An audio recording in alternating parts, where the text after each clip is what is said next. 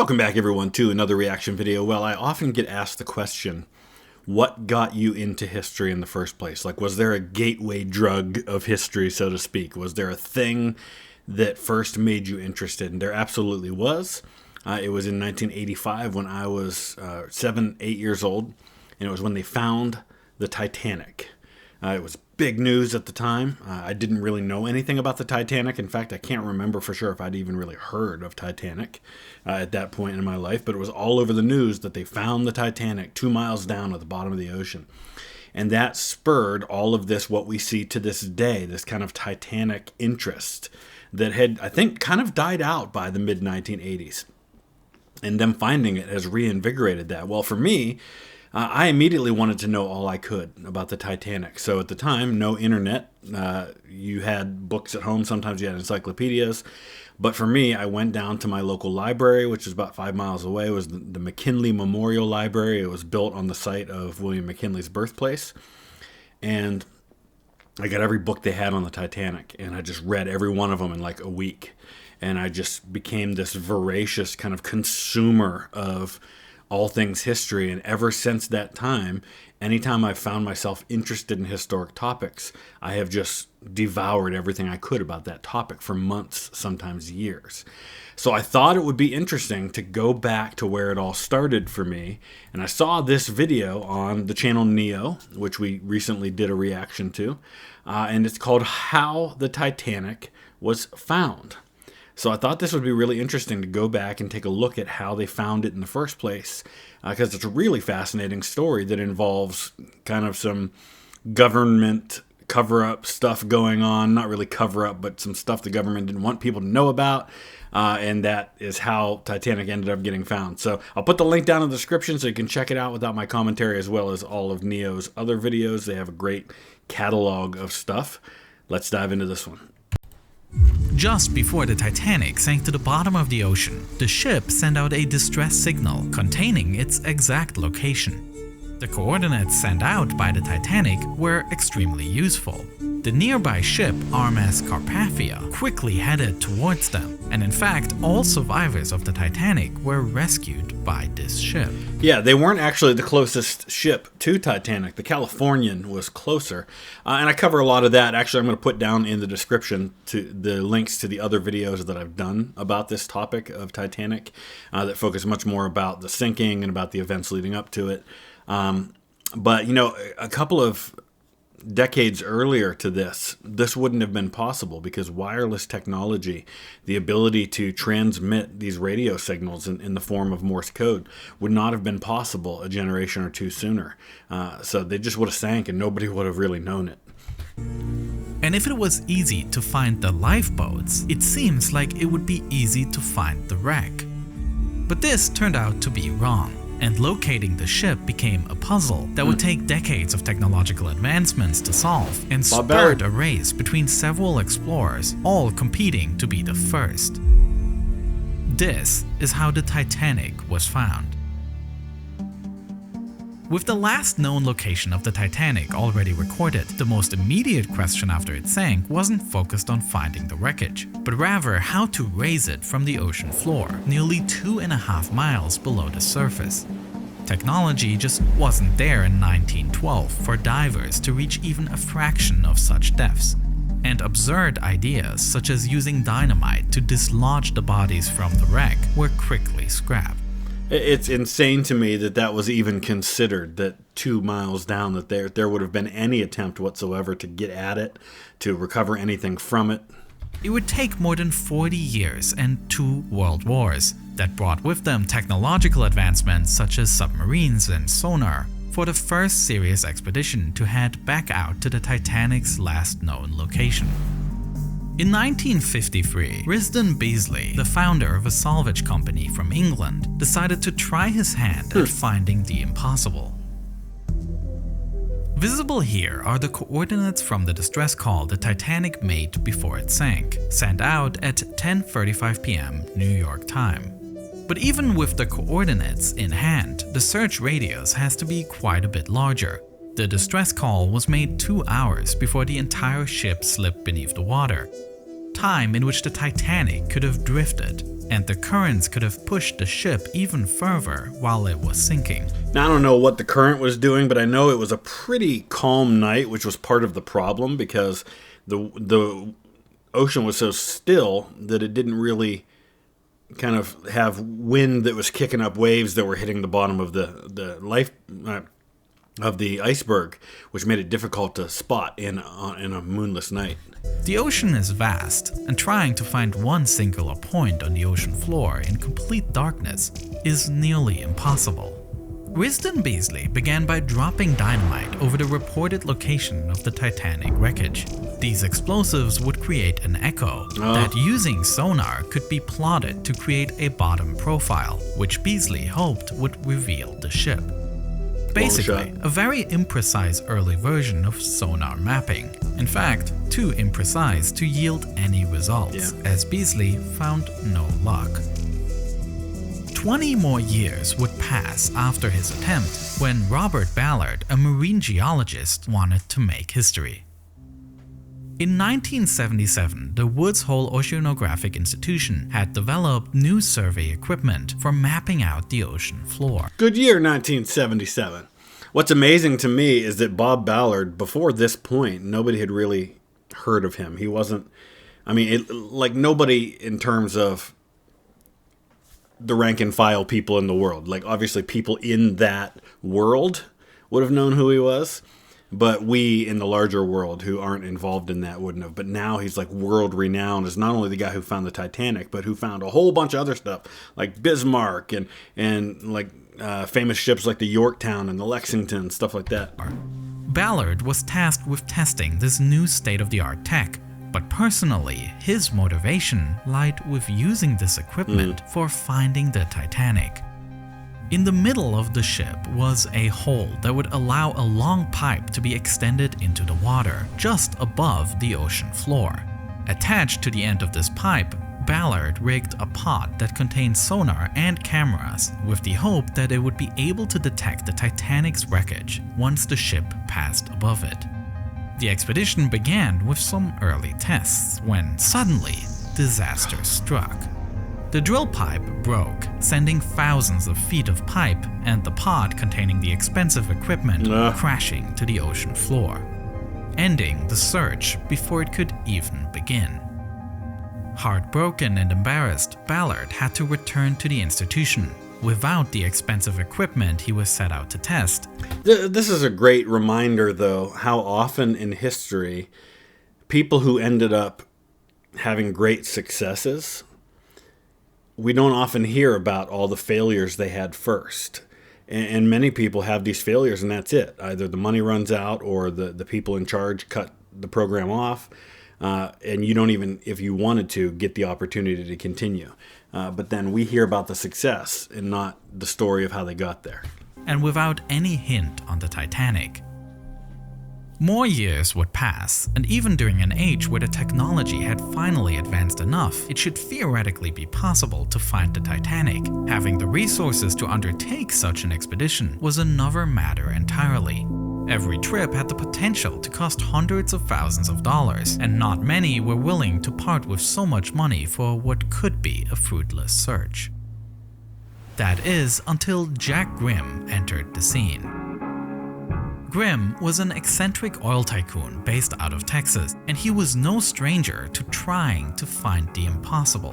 He had previously tried to find Noah's Ark, and he had also financed expeditions to find the Loch Ness Monster. Oh, we got Urquhart Castle showing up there. That's cool. The Loch Ness Monster is a fascinating story in and of itself, and I think a lot of it has to do with how black the water is there.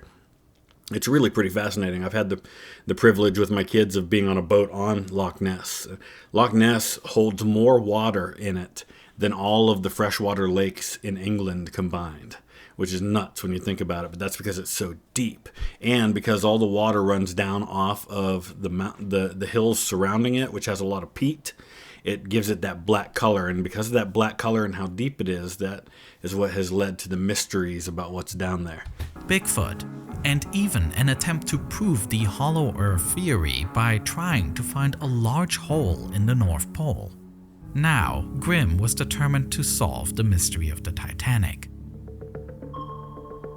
Even though Grimm had the money, he lacked the other piece of the puzzle, the technology and knowledge. He knew he would need a capable team with the expertise to work the equipment that would be required. There you go. You need that combination. You need somebody who's just a little bit crazy with their money, and then somebody who's got the skill to use that money effectively. To accomplish this, he donated $300,000 to the Geological Observatory of the Columbia University in New York in exchange for the equipment and crew he needed for the search. He would be joined by renowned scientist Dr. William Ryan and Dr. Fred Spies. An unlikely alliance between two renowned scientists and a conspiracy theory-driven oil tycoon. Perhaps exactly what's needed to find the ship. It seemed everything was lined up for this expedition to be a success. But Grimm believed one thing was still missing. Always a believer in spectacle, Grimm surprised the scientists by bringing a monkey named Titan on board. Grimm claimed that this monkey was trained to point at a map and is able to figure out where the Titanic should be located. So it's named Titan, which if you're familiar with the Titanic story, there was a book that came out a decade or so before Titanic was built that told a very similar story about a ship that was the largest ever built, that was considered unsinkable. It was called the Titan, and it hit an iceberg and sank. Very creepy stuff.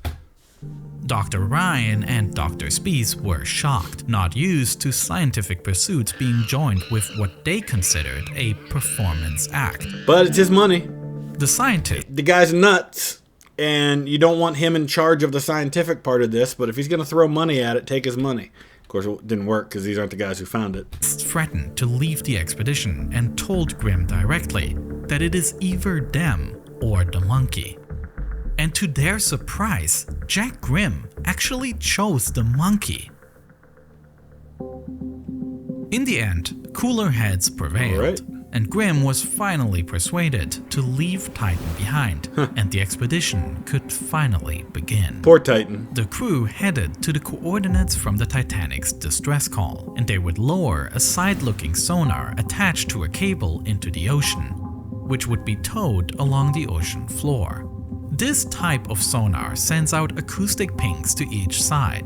This way, there is a small area beneath the probe without any data, but on the sides, large areas of the ocean floor can quickly be mapped, and unusual shapes and bumps are spotted. Once such a shape has been found, an onboard magnetometer would be used to detect if that shape is metal, essentially if it is man-made or just a natural feature of the seabed.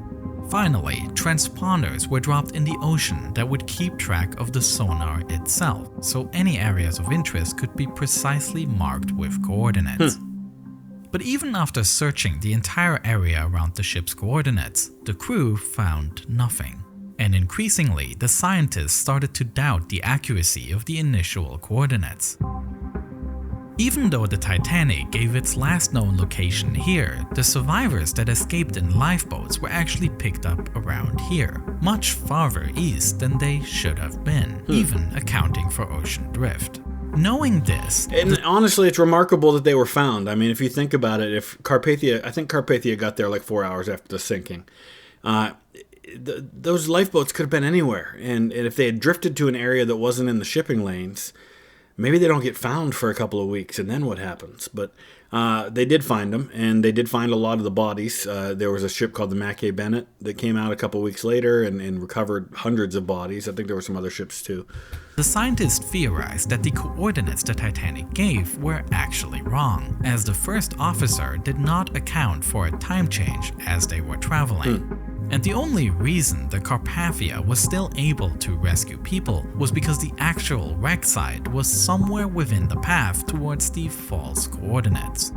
This opens the search area quite significantly, and they now believe the Titanic had a high probability of being somewhere in this 1,500 square mile rectangle. It's a big area.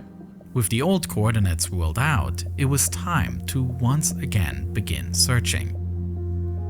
The crew used a process commonly referred to as mowing the lawn, towing the sonar in overlapping lines. Each pass they would mark anything that stood out from the sonar's readings.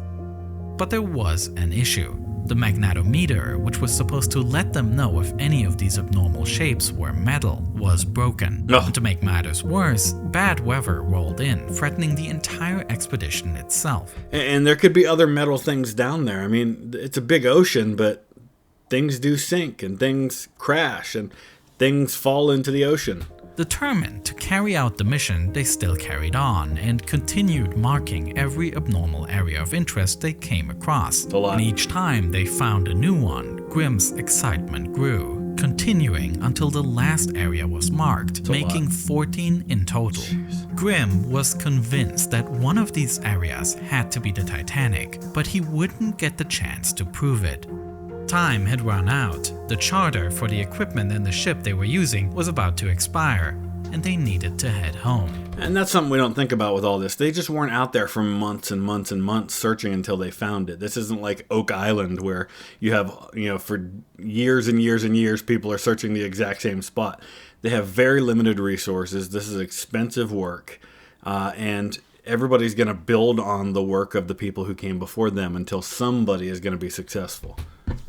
Not ready to give up, over the course of the next year, the scientists and Grimm prepared to set back out once again, this time using a more advanced sonar than the one they had used previously. One by one, each area was looked at in more detail, and one by one, they were ruled out as natural features. On the very final day, ready to give up, they decided as a last-ditch effort to try to use digital film. The camera would be fixed on a sled and dragged above the ocean floor. After passing the route, the camera was brought up to review the footage, and while watching, a new, strange shape began to appear. Looking closer, it started to look more and more like a propeller. Grimm was immediately convinced that they had done it. They had found a piece of the Titanic. No, because I'm pretty sure that, well, first of all, I know that Bob Ballard is the one who found it, and they were looking for something else while they were out there. But I'm pretty sure that the first thing they found was a boiler, basically one of the things that fueled Titanic. Unfortunately though, the time had run out, and before they could investigate further, they were once again forced to head home. Feeling that victory was just within reach, Grimm was ready to head back out a third time in 1983 to investigate this propeller shape. He searched and searched, but found nothing.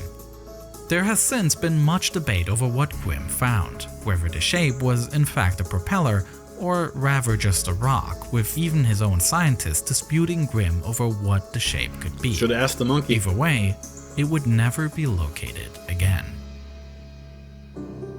While Jack Grimm was busy with his expeditions, Robert Ballard had watched from the sidelines, disheartened by his own failed attempt earlier, but not ready to fully give up. Unlike Grimm, Ballard did not have immense wealth at his disposal, but what he had was his own unique advantage: ties with the US Navy. There you go. Ballard had approached the US Navy with a proposal to design a new submersible that could be used to locate the Titanic. The Navy, however, wasn't so interested in the Titanic, but they See, what you need to do is you need to speak the language of your audience. And in this case, they don't care about Titanic. There's nothing in it for the Navy. But what if you can use the technology in a way that benefits the Navy and also find Titanic? were interested in the submersible. The US Navy made Ballard a deal. They would fund his project, but he would need to use the equipment to help them first, on a completely different mission. There you go. Ballard agreed and began to develop this new tool for deep-sea exploration, Argo. Argo is a deep-towed sled that is remotely navigated above the ocean floor, attached to a research vessel by a long cable and piloted by a team on board. The sled is outfitted with side-scanning sonar as well as cameras that provide real-time imaging of the ocean floor. See, now that's huge because you can scan, but then you don't have to find something, mark it, and then come back later with a camera to look at it. You can do both at the same time. Still in the late stages of the Cold War, the US Navy wanted to investigate two nuclear submarines that had been lost, the USS Fresher and the USS Scorpion. However, they didn't want the Russians to know about this, and so Ballard was deployed in 1984 under the guise of testing Argo in order to find the Titanic. In reality, he was to map out the wreckage site of both submarines in order to assess any radioactive threats. And those would be much easier to find because you're dealing with technology in an era when we have much more accurate coordinates of where those submarines went down. Using Argo, Ballard studied the wreck sites of the submarines, and he began to pick up on something peculiar about both of them. Ballard noticed that as the warships sank to increasing depths, their wreckages imploded, creating a debris field around them. The heavier pieces sank closer to the wreckage itself, but the lighter pieces were carried away from the wreckage, leaving a sort of comet trail around it. This is actually really fascinating because you have Titanic, which hasn't been found, but you have other ships that are newer, that you have accurate information on where they are, that you can go to, and then you can examine how they sank and where, and you can apply the knowledge gained to the unknown site that you're trying to find. It's really pretty fascinating. An idea began to form in Ballard's mind. While searching for the Titanic, everyone had attempted to find the ship itself, Find a debris field. needle in a haystack. But what if, instead of trying to find the ship, he would look for the debris field that was likely around the wreckage? If he could find any parts of the debris, he could follow the comet trail back to the ship. Look for smaller debris and then start going in different directions, and whatever direction it gets to heavier debris, you're on the right track. That's really fascinating. This is thinking outside the box. This is thinking like a scientist. This is what you need. You need the power of the federal government and the money that the government has combined with the ingenuity of a brilliant scientist. Revelation that would change everything. But before searching for the Titanic, Ballard would still need to bide his time and continue his mission for the US Navy. He finally caught a lucky break in 1985 when he was sent out once again to map out the USS Scorpion. This time, however, he would be allowed to use any remaining time he had to take Argo on a search for the Titanic. Knowing the deadline would be tight, Ballard reached out to the French oceanography institution IFREMER, and they devised a two-phase strategy. The first part of the search would be led by Jean-Louis Michel of IFREMER, and the second part would be done by Robert Ballard. The idea was simple. Michel would first scout the entire search area using sonar mapping, just so that in the second step, Ballard could focus his limited time to search only the most interesting spots. Smart. They came up with these two search areas, and while Robert Ballard was still carrying out his mission for the Navy, Michel would begin by using the same mowing the lawn technique that Jack Grimm had used, scanning the ocean floor using a more advanced sonar. These search lines were not always exactly straight. Ocean currents would often drift the boat away, adding yet another challenge. When it was time for Ballard to join and take over the search, Michel had not found anything. And to add even more pressure, not finding something is not always the worst thing, because not finding something means you've ruled out a whole bunch of areas that now Ballard doesn't have to search. So you've still saved him time even if you've found nothing. to the growing sense of another potential failed expedition, only 12 days remained before Ballard would need to return, whether he found anything or not. In order to use his limited time as effective as possible, Robert Ballard came up with a plan informed by what he has learned about debris fields. He would not look for the ship itself, but rather for its debris field. He also knew that on the night the Titanic sank, there was an ocean current going south. Therefore, lighter pieces in the debris field should have drifted towards the south. He came up with an estimate of how big the debris field should be. Now, he started searching. Wow. But instead of carefully doing lines over the entire search area, he would space out his lines just far enough apart that he That makes sense because debris field's going to cover those areas. So you're going to hit something. should theoretically run into this debris field. Spacing these lines out allows him to cover a much larger area in a small amount of time. He also decided to rely much more on the camera feedback rather than on the sonar data. Cameras had been used in past expeditions, such as when Jack Grimm believed he found a propeller from the Titanic. But his camera was not capable of providing live video feed. Argo instead could, and Ballard would be almost exclusively relying on the video rather than sonar. His team would take turns piloting Argo and watching the video feed around the clock. Days rolled by with nothing but the landscapes of the ocean floor passing through the video feed. That would be so frustrating. The crew was beginning to feel the mounting pressure of the approaching deadline. The night watch was especially difficult, with the crew making sure to keep themselves awake as it felt like they watched the same natural features roll by, minute for minute. But then, suddenly, the rocks they were watching started to look less like rocks and more like man-made debris. Now, they were glued to the screens, the blurry images coming more into focus. Definitely not rocks. Not daring to look away for even a second, a crew member quickly flagged down the ship's cook so that he could grab Ballard from his room. Go get him! Within seconds, Ballard joined the crew on their monitors, and after a few more tense moments, an even larger shape began to fill the screen. Boiler. There was no mistaking, as they had studied photos of the Titanic until they knew every detail by heart. Argo had just passed over the Titanic's boiler. After 73 years of searching, they had finally found the Titanic. Even imagine what that was like, and I think there's video of that. In fact, I'm going to pause right here. We're almost at the end of this video. I want to go see if I can find that. Okay, this is only a real brief clip of it, but you get the idea.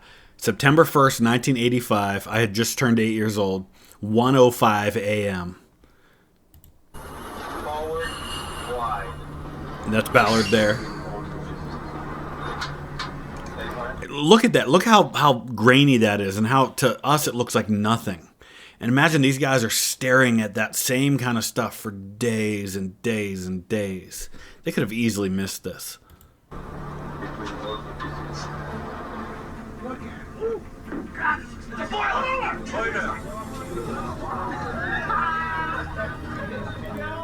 There you go, and that is how Titanic was found. They found the boiler, and then they just had to look for where the boiler came from.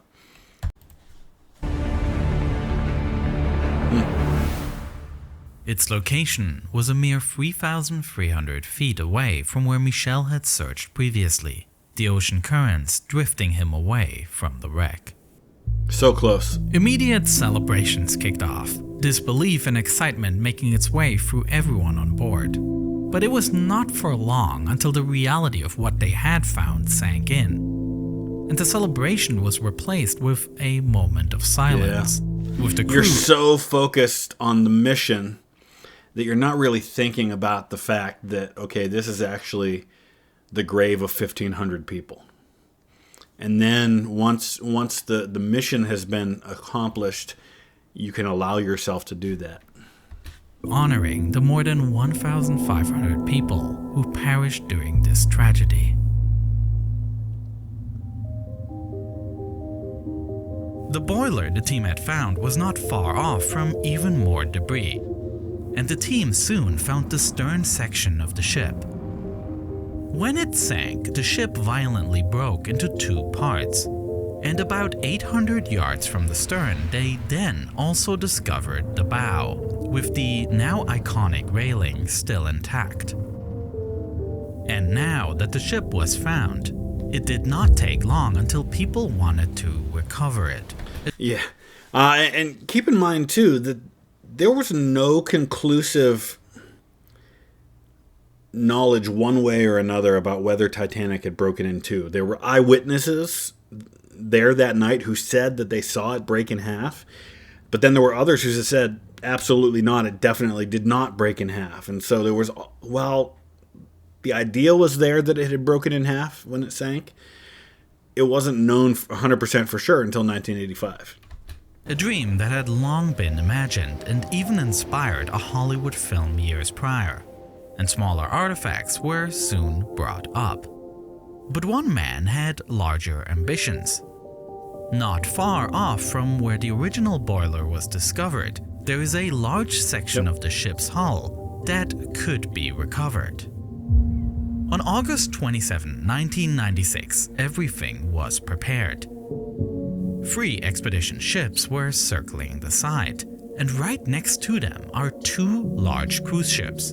The recovery mission was to be a media spectacle with thousands of guests, including Titanic survivors, and even celebrities on board. Buzz Aldrin, that's awesome. So yeah, remember that, 1985, there are survivors still alive. There are quite a few of them still alive at that point. This is what, 73 years after it sank? And even in the 1990s, you still have survivors. Using a submersible, special bags were attached to the piece, and soon it starts to rise from the ocean floor, with cheers all throughout the cruise ships. But then, things start going wrong. Good evening, everyone. I'm Brad Edwards here in the Forecast Center of the Weather Channel. Of course, special coverage continues with Hurricane Edouard, which is posing a threat to the eastern coastline. The full story of the raising of the Titanic is fascinating, and it is one of many twists and turns, which is why I have produced a full-length video about this mission, explaining exactly how the piece was supposed to be raised, what went wrong, and what this story tells us about whether we should recover artifacts in the first place. This video is interesting. That's pretty cool. So that was a lot of fun. Like I said, this means a lot to me personally because it's the reason I got into history in the first place, was the events we just talked about. So what was it for you? Let me know in the comment section. What was the event, the book, the TV show, the historical thing you learned about in school that got you into history in the first place? Let me know. Thanks for watching.